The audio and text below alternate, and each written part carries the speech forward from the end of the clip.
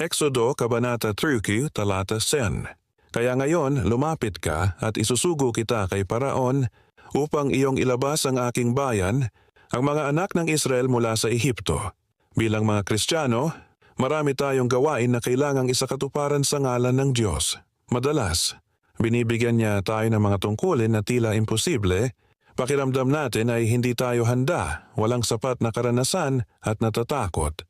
Dapat nating tandaan na hindi natin ganap na nauunawaan ang karunungan ng Diyos. Ang kanyang mga kaisipan ay mas mataas kaysa sa ating mga kaisipan at ang kanyang mga paraan ay mas mataas kaysa sa atin.